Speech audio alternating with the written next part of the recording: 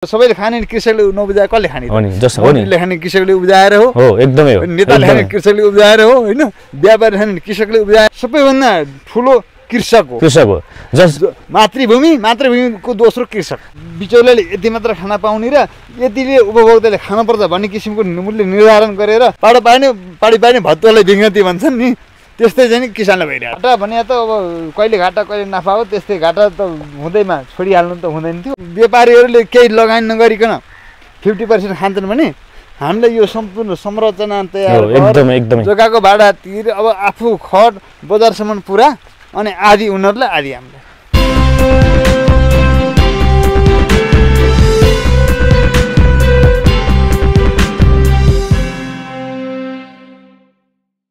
नमस्कार म विकास बोलेखे यतिखेर तपाईहरु हेर्दै हुनुहुन्छ सान नेपाल अर्थात scientific agriculture in Nepal which is first time in Nepal देशका विभिन्न कुना-कुनामा रहेका पीडित कृषकहरुको खोजी अभियान र तिनलाई कसरी सरकारसम्म लान सकिन्छ भन्ने अभियानमा यति बेला सान नेपालको टिम कीर्तिपुर नगरपालिका स्थित वडा नम्बर 4 मा रहेको आगेटार भन्ने ठाउँमा आएका छौं र यहाँ विभिन्न फार्महरु छन् र विभिन्न कृषकहरुसँगको भलाकुसारीको क्रममा एकजना कृषक हामीले यहाँ देखेका छौं र उहाँसँग हामी के कुराहरु गर्ने छौं।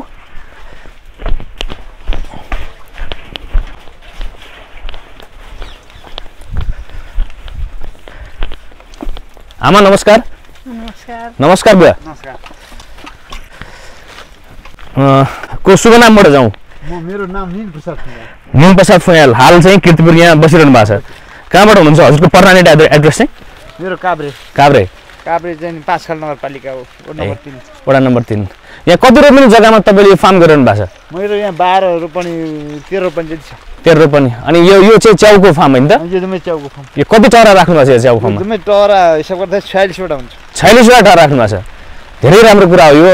र यो टराले तपाईलाई के राम्रो गरिरहेको छ कि के छ? यसले यहाँबाट तपाईलाई आम्दानी के भइराछ? आम्दानी पोर त अलिअलि भएको थियो। अहिले चाहिँ यो एकता जाने यो रोगले पनि अलिकति रातो हुने रोगले पनि सतायो। यो च्याउकै रोगले अलिअलि भए पनि अब हामीले लर बेच्ने ठाउँ छैन हैन। हजुर। के अब सरकारले हामीलाई चाहिँ बेच्ने ठाउँ सहित हामीलाई चाहिँ दिएदेखि हामीले उत्पादन गरेर चाहिँ कृषकलाई चाहिँ उपभोक्तालाई पनि थोरै पैसामा खान पाउँथे हैन। हो नि। अब हामीले पनि भनेपछि उपभोक्ताले दिने पैसा हामीले पाउँथ्यौँ भने आदि बिचौलियाले खान्छन्। जस्तै यहाँ हामीलाई 120 रुपैयाँ उपभोक्ताले खान्छन् भने हामीले 60 पाउनु मुस्किल हुन्छ। यो च्याउमा चाहिँ अहिले त हजुरले के च्याउ राख्नु भएको छ कि अलि उत्पादन गरिरहनु भएको छ कि के छ यो च्याउमा? यो अहिले चाहिँ सकियो। यो लकडाउनले गर्दाखेरि चाहिँ भन्नाले पाइन नत्र राखिन्थ्यो। घाटा नाफा जे भए पनि उत्पादन चाहिँ उपभोग गरे चिज निकालिन्थ्यो भनौँ न। भन्नाले अहिले लकडाउन पछि चाहिँ तपाईले बिउ नपाएर अथवा के यो परल बिउ सबैको अब काम गर्ने मान्छे हैन सबैको अभाव परेर नगरे। भन्नाले घाटा लाएर छोड्नुपर्ने अवस्था हो कि नि तपाईको? घाटा भने त अब कहिले घाटा कहिले नाफा हो त्यस्तै घाटा त हुँदैमा छोडिहाल्नु त हुँदैन थियो। हो एकदमै। पनि अलि परिस्थितिले गर्दा हो। अब घाटा त हामीले नाफा त खासै छैन। अनि होला भने अब त्यही पनि अहिले आगो भन्दै चाहिँ अब जानी होला कि भनेर चाहिँ अब केही सरकारले के अनुदानका उयोहरू पनि केही हुन्छ कि भनेर नि कुदिरहेको। पक्कै पनि सान नेपालको प्रयास तपाईँ जस्तै तमाम कृषकहरूलाई अनुदान कसरी भित्राइदिने र सरकारसम्म कसरी पुर्याइदिने र बिचौलिया जुन प्रथा नेपालमा चलिरहेको छ त्यसलाई कसरी अन्त्य गर्ने भन्ने हाम्रो अभियान हो। हाम्रो भने के भने अनुदान भने यहाँ चाहिँ थोरै के अनुदान र अनिखेरि हामीले भने सरकारले चाहिँ नि मूल्य निर्धारण गरेर यति मूल्य किसानले पाउने बिचौलियाले यति मात्र खाना पाउने र यतिले उपभोक्ताले खानुपर्छ भन्ने किसिमको मूल्य निर्धारण गरेर केही रात चाहिँ अनुदान दिए हामी कृषक चाहिँ माथि जान पाउँथ्यो, उपभोक्ताले पनि खान पाउँथे। एकदम के भन्नु होला भने अब व्यापारीहरूले केही लगानी नगरिकन 50% खान्छन् भने हामीलाई यो सम्पूर्ण संरचना तयार जग्गाको भाडा तिर अब आफू खट बजारसम्म पुरा अनि आदि उनीहरूलाई आदि हामीलाई। भनेपछि तपाईहरुलाई चाहिँ एउटा भनौँ न हली जस्तो एउटा चाहिँ कमारो जस्तो अब नि पाडी पानी भत्तुवालाई विज्ञप्ति भन्छन् नि त्यस्तै चाहिँ किसानलाई भइरहेको। पक्कै पनि बुवा यो तपाईको जुन पीडा छ यही पीडामा सान नेपाल चाहिँ देशभरिका फार्मरमा घुमिरहेको छ। जुन यो बिचौलिया प्रथा छ यसको अन्त्य पक्कै पनि हुनुपर्छ र हामी यस्ता तमाम युवा कृषक युवा अभियन्ता कृषि अभियन्ताहरू तपाईसँग आउनेछ भावी दिनहरुमा र तपाईलाई प्रत्यक्ष अप्रत्यक्ष रूपमा हामी सहयोग गर्ने नै छौं। यसमा दुई मत भने पक्कै पनि छैन। हाम्रो आशा चाहिँ के भन्नु होला भने कि त मूल्य निर्धारण हुनु पर्यो कि त त्यो चाहिँ उपभोक्तासम्म त्यो चाहिँ कृषकले पुर्याएर बेच्न उपभोक्ता हातमै बेच्न पाओस्। अनिखेरि चाहिँ नि त्यही अनुसारको चाहिँ नि अनुदान र बिउ यताउतिमा सबैमा चाहिँ अनुदान किसिमको अलिकति र एकदमै सही राहत भएदेखि कृषक माथि पर्यो। अब सबैले खाने कृषकले नउब्जाए कसले खाने हो नि जस्तो हो नि खाने कृषकले उब्जाएर हो एकदमै हो नेताले खाने कृषकले उब्जाएर हो होइन व्यापारी खाने कृषकले उब्जाएर हो अन्न त संसारको सबभन्दा अभिन्न नै अन्न बिना त केही नै हुँदैन नि सरकारले हेर्ने हो भने सबैभन्दा ठुलो कृषक हो मातृभूमिको दोस्रो कृषक जसरी भूमिलाई पूजा गरिन्छ त्यसरी नै कृषकलाई पूजा गर्नुपर्ने अवस्थामा यहाँ चाहिँ कृषकलाई चाहिँ भनौँ न एउटा च्यातिएको लाउनु पर्ने अब एउटा भनौँ न मैले हुनुपर्ने जुन आज हेर्नु त संसारका विकसित राष्ट्रहरूमा कृषिकै कारणले गर्दा उनीहरू संसारका हस्ती भएका छन् हेर्नुहोस् घरबाट बसेर कृषि गरिरहेछन् तर जुन यो नेपालीपनमा सोच्ने तरिका छ यो चाहिँ गलत छ यसको गलत सोचाइलाई चाहिँ नि अन्त्य गर्ने भन्ने हाम्रो प्रयास हो र तपाईसँग आज हामी आएका छौँ र तपाईँले गरेका विभिन्न फार्महरू हामी भिजिट गरेका छौँ यो पनि यसमा काँक्रो मकै अब यो यसो खाली ठाउँहरूमा हजुर हामीले पनि यसो जाने आफ्नो खाना पनि हुन्छ यसो बजार पनि पठाउनु हुन्छ भनेर चाहिँ खाली ठाउँहरूमा हजुर काँक्रो राख्ने अब यसमा चाहिँ खाली जमिन राखेर चाहिँ उपलब्धि हुँदैन हो नि एकदमै हो हेर्नुहोस् है कृषकको धर्म यही हो कि जमिनलाई चाहिँ नि खाली बस्न दिनु हुँदैन कि त्यो पनि अपराध हो जमिन बाँझो देख्नु हुँदैन हो एकदमै ठिक अनि एकदमै अब तपाईँले त भनिहाल्नु जमिनलाई बाँझो देख्नु हुँदैन त्यो भनेको अब अपराधै हो भन्नुभयो अब तपाईँले यहाँ देख्नुमा छ नि कैयौँ युवाहरू विदेश जाने कैयौँ व्यक्तिहरू विदेश जाने अब यो नेपालमा केही भएन सरकारले केही गर्न सकेन भन्ने एउटा जुन एउटा फ्रस्ट्रेसन एउटा भनौँ न एउटा चिन्ता छ अब त्यो चिन्तालाई चाहिँ तपाईँले चाहिँ अब ती जति पनि चिन्तित व्यक्तिहरूलाई के सल्लाह र सुझाव दिनुहुन्छ के हुनुपर्छ भने अलिकति सरकारले पनि युवाहरूलाई कृषिमा गर्ने अलिकति चासो देखाएर उनीहरूले उत्पादन गरेको चिज चाहिँ नि अलिकति राम्रो मूल्य आए उनीहरू पनि जाँगाएर लाउँथे होइन अलिकति त्यो पनि हो अनि अब उनीहरूले पनि त्यो विदेशकै मात्रै चाहिँ भर गर्नु हुँदैन विदेशले के गर्यो त अब अहिले चाहिँ हेर्नुहोस् यत्रो चाहिँ सम्पूर्ण विदेशका दाजुभाइहरू चाहिँ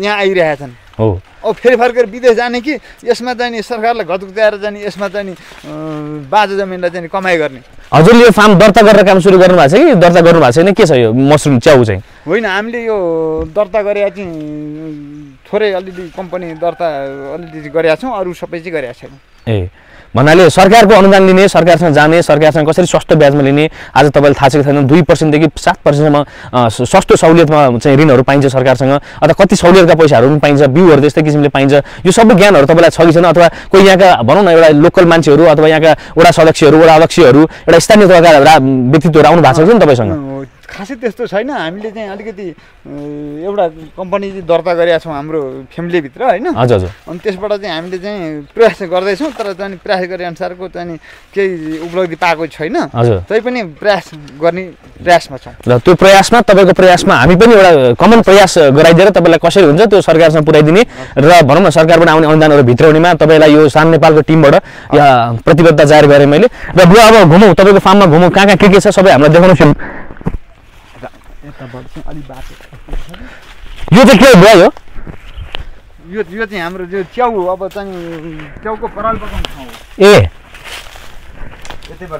पराल पकाएर गर्नु त्यो भन्छ यसमा कस्ट यो मेसिनहरूमा कति लागत लाग्छ यसको यो एउटा ड्रमको चाहिँ 22,000 देखि 25,000 पर्छ 25,000 पर्छ ड्रमको अनि यो चाहिँ यो मेसिन चाहिँ अहिले जाने यो मेसिन 3.5 लाखमा जोडे अनि यसमा र यो पाइपहरू गरेर चाहिँ यो यसमा चाहिँ यो चाहिँ नि दाउरा यसमा यहाँ राख्ने हजुर आगो बालिदिएपछि यसमा चाहिँ नि पानी हुन्छ यो गरी पानी हुन्छ यो पानी उम्लिएपछि अनि यहाँको ग्यास चाहिँ यहाँबाट गएर यो सबैमा चाहिँ फिट गर्ने अनि आफैले व्यक्तिगत रूपमा किन्नु भयो कि सरकारबाट केही होइन व्यक्तिगत यो सरकारसँग गयो भने यो अलिक कम सहुलियतमा पाइने कुरा हजुरलाई जानकारी छ कि छैन होइन पाइन्थ्यो होला अब जाने पहल गर्नु कहिले के अब जाने बिस्तारै पहल त अरूमा गरौँला यो भए पनि हामीलाई यो त हामीले तत्कालीन जोड्नु पर्यो अरू भने चाहिँ अरू राहत यताउति चाहिँ नि हामीलाई चाहिँ अरू सहुलियत चाहिँ अरू चिजमा पनि हामीले सहुलियत पायो भने त सबै सहुलियत खोजेर नि भएन होइन हो नि हो एकदमै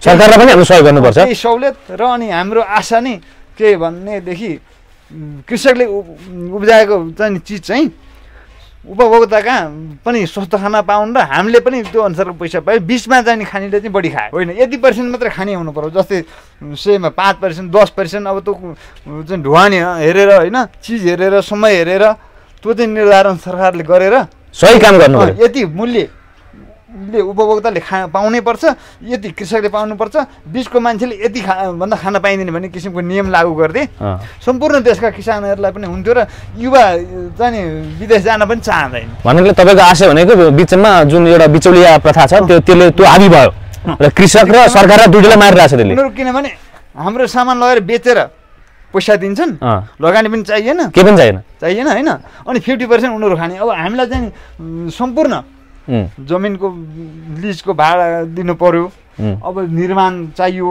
अनि अब परिश्रम श्रम चाहियो, श्रमकै हिसाब छ अब यो चाहिँ हरियो तरकारीलाई चाहिँ मल चाहियो, कीटनाशक औषधि चाहियो, अब यसलाई चाहिँ खनजोत गर्नु पर्यो सम्पूर्ण गरेर, अनिखेरि त्यसलाई चाहिँ हेरेर झार गोड मेल इत्यादि गरेर टिपेर हामीले चाहिँ अब तयार गर्नु पर्यो भने हामीलाई आधी त्यहाँ लगेर बजारमा ल यति रुपियाँ यो यतिमा दिने भन्नेलाई मात्रै चाहिँ आधी हुने भयो कि। यति चाहिँ सरकारले चाहिँ यो हेर्दैदेखि यी कुनै पनि युवा विदेश जान चाहन्छ। यो पक्कै पनि दर्शकबिनहरू यो बिचौलिया प्रथाले गर्दा जुन एउटा कृषकलाई घाटा परिरहेको छ, कृषकलाई असर गरिरहेको छ, एउटा जुन मेहनती कृषक जो एउटा जसरी हामीले माटोलाई पूजा गर्थ्यौँ त्यसरी नै कृषकलाई पूजा गर्ने एउटा हैसियतमा लानुपर्ने उच्च दर्जाको कोटीमा राख्नुपर्ने एउटा कृषकलाई जसरी हामीले हेरिरहेका छौँ, त्यही हेरेकै कारणले गर्दा एउटा बिचौलिया प्रथाले गर्दा एउटा हाबी भएर सरकार र कृषक दुवैलाई असर गरिरहेको छ।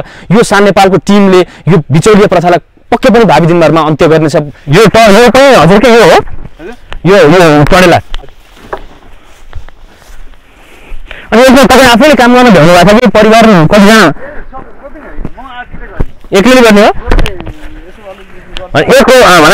एक्लैले 14 रुपियाँ पनि तपाईँले भ्याइरहनु भएको छोरो छ एउटा गरे के हुँदैन होइन हुन्छ। यो टन्डालाई सिँगी मैले बनाएको हो, यो गोलीबेडा आँट हेर्नुहोस्, गोलीबेडा चाहिँ यसमा औषधि हाल्नु भएको छ कि यसमा अर्ग्यानिक मल मात्रै हो कि के छ यसमा? यसमा चाहिँ अर्ग्यानिक छैन। अर्ग्यानिक गर्नलाई अब चाहिँ हुँदैन, हामीले चाहिँ हल्का चाहिँ कीटनाशक औषधि कम डोज खाएर अनिखेरि चाहिँ रासायनिक मल राखेकै छौँ। अब यो किनभने सिधै अर्ग्यानिक गर्दाखेरि अब चाहिँ आउँदैन, के पनि उत्पादन हुँदैन, गाह्रो छ। हामीले कसरी गर्नु पर्यो भने जस्तै हामीले 20 रुपियाँ खेती गरेका छौँ भने 5 रुपियाँ अर्ग्यानिक गर्नु पर्यो, अनि 15 रुपियाँले हाम्रो चाहिँ क्षतिपूर्ति उठ्छ, अनि अर्को वर्ष चाहिँ 10 रुपियाँ, अनि त्यसमा भयो भने 10 रुपियाँ अर्ग्यानिक गर्दै जाने, अनि 15 रुपियाँ अर्ग्यानिक गर्ने, अनि गएर मात्रै 20 रुपियाँ अर्दा एकैचोटि हामीले चाहिँ सकेन। त्यो के हुन्छ भने अब किराले खाइदिन्छ। हजुर, जस्तै 5 रुपियाँ मात्र खायो भने 15 रुपियाँकोले त जीविका चल्यो, एकदमै ठिक हो। अनि फेरि अर्को वर्ष चाहिँ अब भयो भने अनि 5 रुपियाँ जाने। भनेपछि तपाईँलाई चाहिँ अर्ग्यानिक खेती गर्न इच्छा चाहिँ भए तापनि बाध्यताको कारणले गर्दा चाहिँ यसरी पनि गर्नुपर्ने देखियो। यसरी सिधै हामीले अर्ग्यानिक गर्ने बित्तिकै यो एकता बोट आउँदैन, एकता किरोले राख्दैन होइन। अब लगानी त डुबो, खानु पनि पर्यो, अब साउथ तिर्नु पर्यो, जग्गाको भाडा तिर्नु पर्यो होइन, सम्पूर्ण गर्नु पर्यो नि। अनि हामीले त्यसरी जाने हो भने सकिन्छ, किनभने थोरै थोरै गरेर अब त 5 रुपियाँ बिग्रियो भने 15 पनि भएपछि त चल्यो नि, आयो त आयो, आएन पनि 15 रुपियाँको त राम्रो आयो नि। यो माटो मलले बनाउनु चाहिँ के मलै मात्रै धेरै हाल्नुपर्ने हो कि गाईबस्तुको मलैमा धेरै हाल्नुपर्ने हो कि अन्य त्यस्तो केमिकल्सहरू कि त्यस्तो के हुन्छ? माटो मलले गाईबस्तुको मल, अनि अब जाने कुखुराको मल, कुखुराको भन्दा नि गाई भैँसीको मल राम्रो हुन्छ।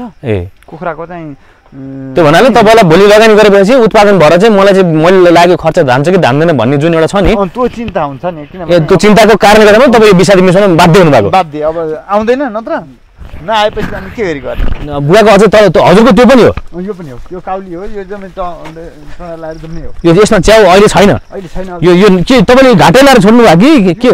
लगभग यसमा फले हो, तर यसमा साउ उठ्न त्यस्तै भयो होला। हजुर, अनि यो चाहिँ अब फलिसकेको हो, यसमा चाहिँ त्यस्तै हो। अर्को फर्ममा चाहिँ 12-15 लाख घाटा लाग्यो। 12-15 च्याउबाट मात्रै 12-15 लाख लाग्यो? यत्रै अर्को फर्ममा चाहिँ घाटा लाग्यो। च्याउबाट मात्रै तपाईँलाई 12-15 घाटा लाग्यो? 12-15 लाख एकैचोटि घाटा लाग्यो। एकैचोटि घाटा लाग्यो। अनि तरकारीबाट त्यो हुन्छ भन्ने आशमा तरकारी खेती सुरु गर्नुभयो? यो च्याउको टहरा भत्काएर अनि अर्को टहरा निर्माण गरेर, हजुर, अनि यो चाहिँ प्लास्टिक छाना बनाएर चाहिँ अनि फेरि गोलबेडा खेती गरे। च्याउबाट डुबेर? च्याउबाट डुबेर। अनि त्यो च्याउबाट डुब्दाखेरि त्यो च्याउ ल्याइदिने अथवा रोपिदिने त्यो आउँछ नि त होइन? उनीहरूले के हेरेन च्याउसँग जस्तोले? होइन, त्यो पनि अब यस्तो अब भइरहेको थियो। अब हुन्छ भनेको त्यहाँ माथि नि त्यो रातो टुसा मुना मर्ने भयो, औषधि अब यस्तो हालियो, केही पनि भएन होइन। हजुर, अनि अब त्यस्तो विशेष त्यहाँ माथि लकडाउन भइदियो। लकडाउन भएपछि ऊ पनि भएन, अनि भएको बजार पनि गएन। पहिला सुरुमा च्याउ गर्दा कति थियो बजार भाउ? पहिला सुरुमा हामीले बजार गर्दाखेरि 180-200 रुपियाँ थियो। अनि भन्नाले अहिले तपाईँ लकडाउन पछि कति न्यूनतम एकदम कम प्राइसमा कतिमा पठाउनु भयो? बढी लिएको भने 50 देखि 60 रुपियाँ। त्यो भनेको घाटै हो, सर्लकै घाटा हो। सर्लकै घाटा। कति किलोमा कति? 30 रुपियाँ पनि बेच्यो। 30 रुपियाँ नि बेच्यो। 30 रुपियाँदेखि 30, 40, 50 बढी भने 60, कहिलेकाहीँ 60 रुपियाँ। अनि उता बजारमा चाहिँ कृषक के अरे भनौँ न अब बजारमा त अब खानेले चाहिँ नि अब 100-150 भन्दा घटी छैन भन्छन्। अब हामीले चिनेका आफन्तहरूले कति छ त्यहाँ, हामीलाई त त्यहाँभन्दा घटी हामीले खान पाउँदैनौँ भन्छन्। त्यस्तो छ। पक्कै पनि दर्शकबिन यो जुन मैले अघि पनि भनिहालेँ बिचौलिया प्रथाले हाबी भएको कारणले गर्दा एउटा साँच्चीकै एउटा कर्म गर्ने कृषकलाई मार परेको छ र सरकारलाई पनि जति जानुपर्ने हो त्यो ट्याक्स एउटा गइरहेको अवस्था होइन, किनकि बिजुली प्रथा हाबी भएको कारणले। र सान नेपालले भावी दिनमा यो पक्कै पनि तपाईँहरूलाई के प्रतिबद्धता जाहेर गर्दछ भने बिचौलिया प्रथाको अन्त्य एक दिन अवश्य हुनेछ। हाम्रो आशा पनि त्यही हो। अब किनभने बिचौलियाले चाहिँ पनि अब कि त हामीले गएर बेच्न ठाउँ पाउनु पर्यो होइन? हो नि। हामी चाहिँ नि उपभोक्तालाई चाहिँ कम मूल्यमा खुवाउँछौँ। यो काउली कति बोट काउली छ बुवा यहाँ? यसमा लगभग 800 बोट जति होला। भन्नाले कति किलो फल्छ फल्यो भने? यो एउटामा 1.5 किलोदेखि 2 किलो फल्नुपर्ने हो। 2 किलो भनेपछि लगभग 1500 किलो काउली यहाँ हुन्छ। तपाईँको भनौँ न एउटा आश मैले यति पाएँ चाहिँ मैले यति गरेको दुःखबाट चाहिँ मलाई हुन्थ्यो भन्ने कति छ त तपाईँको त्यस्तो खालको यो काउली व्यवसायबाट आश? यो काउली अब चाहिँ अब हेर्नु न, पोहोर त अब 120-30 रुपियाँ किलो बजारमा चाहिँ किनेर खाएको देखिया हो। अहिले पनि त्यस्तै चाहिँ अब 60-80 रुपियाँ किलोसम्म हामीले चाहिँ पायौँ भने हामीलाई हुन्छ है। जोखिम मोल्नुपर्छ यतिखेर। अब यो बर्खम याममा चाहिँ अब यो हरेक जोखिम मोलेर जाने गर्नुपर्छ। यो त अहिले त यो अफ सिजन हो काउलीको खासै भन्ने हो। यो भएर अफ सिजन खेती पनि त्यो उपभोक्ताहरूलाई चाहिँ केही सहज होस् भन्न लागि दिएँ।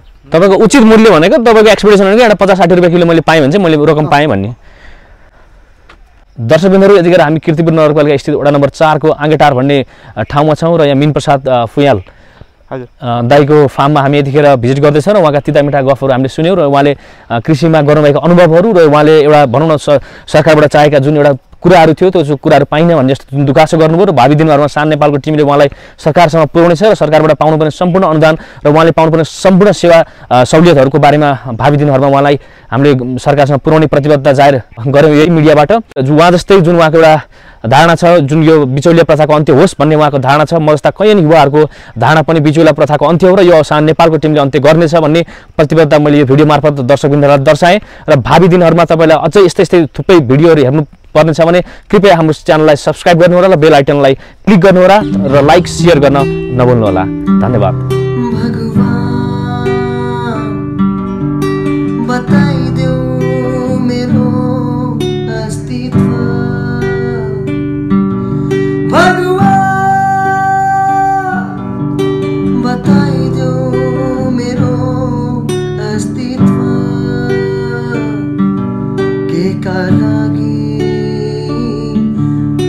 School